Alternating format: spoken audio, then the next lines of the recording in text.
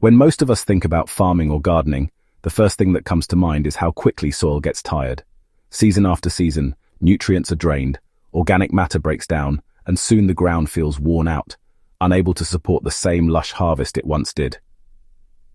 Many modern farmers and gardeners deal with this by turning to heavy chemical fertilizers or constantly tilling the soil. But there's one group that has quietly been keeping their soil rich, dark, and fertile for centuries without those shortcuts: the Amish. Their methods are simple, rooted in tradition, and incredibly effective. And today, I want to share with you what they do, so you can apply the same wisdom in your own backyard or homestead. Let me start by asking you something. Have you ever planted in a bed that once gave you beautiful tomatoes or peppers, only to find that the next year the soil seemed tired and the plants looked weak? It's discouraging, isn't it? But imagine if your soil actually got better each year instead of worse. Imagine pulling up a handful of earth so dark, crumbly, and alive with worms that you could almost smell the fertility in it. That's the reality for Amish farmers, who keep the same soil producing abundant harvests year after year, even for generations. The secret?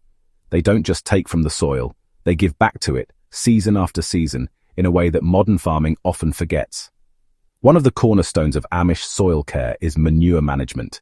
Instead of relying on synthetic fertilizers, Amish communities use animal manure, especially from cows and horses, as their main source of fertility. But they don't just spread it raw. They compost it carefully, often mixing it with straw, bedding, and crop residues. This slow breakdown process transforms waste into a balanced, nutrient-rich amendment that feeds soil microbes while building long-term fertility. The result isn't a quick chemical jolt, but a steady, sustainable source of nutrients that keeps soil thriving year after year. Another Amish secret is crop rotation. They understand that planting the same crop in the same place drains the soil of specific nutrients and invites pests that specialize in attacking that plant. Instead, they rotate crops across their fields in cycles. A heavy feeder like corn might be followed by a legume such as clover or beans, which fix nitrogen in the soil. Small grains like oats or rye add organic matter back into the ground. This rotation not only reduces pests naturally, but also balances soil nutrition without chemicals. It's a time-honored system that ensures no single crop takes too much without giving something back. The Amish are also known for their use of cover crops.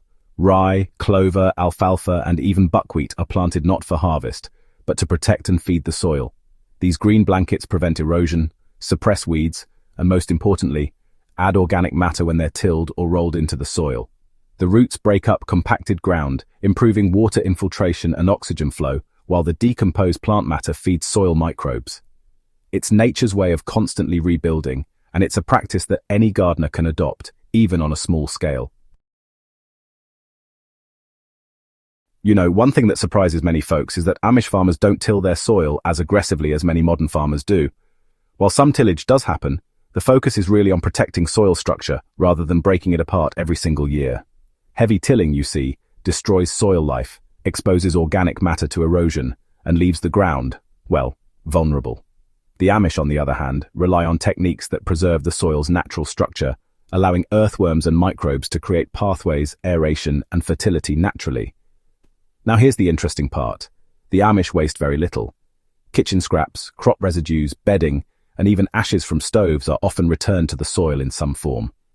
This closed-loop cycle means the land is constantly being replenished with organic matter. Nothing is viewed as waste, it's simply future fertility.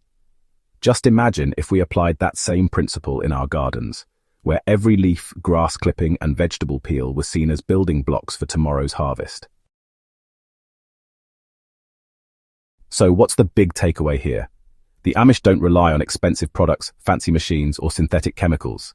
Their secret is consistency, patience, and respect for the natural systems of the soil. They keep it simple: add organic matter, rotate crops, plant covers, reduce tillage, and never waste what can go back into the ground. This approach doesn't just build healthy soil, it builds soil that gets better with time, and that's something any gardener, no matter how small their plot, can start practicing today. If you've been struggling with soil that feels lifeless or hard to work with, try borrowing a page from the Amish playbook. Start a compost pile with whatever organic matter you have. Plant a quick cover crop like clover or rye in your empty beds. Think about rotating your vegetables instead of planting them in the same spot each year.